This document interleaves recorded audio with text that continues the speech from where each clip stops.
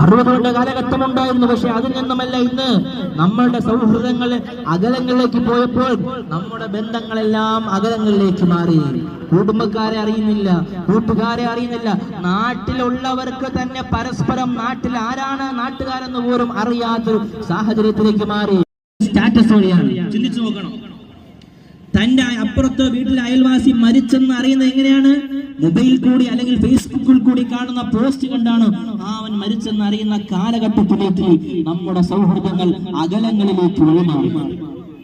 പങ്കുവെക്കുമ്പോൾ അതിന്റെ ഉള്ളിലേക്ക് വിഷം കൊണ്ട് കുത്തിയേക്കാൻ ആര് കടന്നു വന്നാലും അവർ ഒരുമിച്ച് നിന്ന് മുഹമ്മദും ജോസഫും രാമനും ഒരുമിച്ച് നിന്നുകൊണ്ട് അകത്തിന്റെയും പേരിനതീതമായ ഒരു സ്നേഹം, സഹകരണം, ആ ലാളിത്യം, സാഹോദര്യം നമ്മുടെ നാട്ടിലുണ്ടാവണം. ഇതുപോലെ കേരളത്തിന്റെ 6000-ഓളം വരുന്ന യൂണിറ്റുകൾ SOS എന്ന് പറയുന്ന ഈ പ്രസ്ഥാനം ഇത്തരത്തിലുള്ള ഛായ പീഡിയ സൗഹൃദ ഛായകൾ അവർ നടത്തുന്നുണ്ടോ?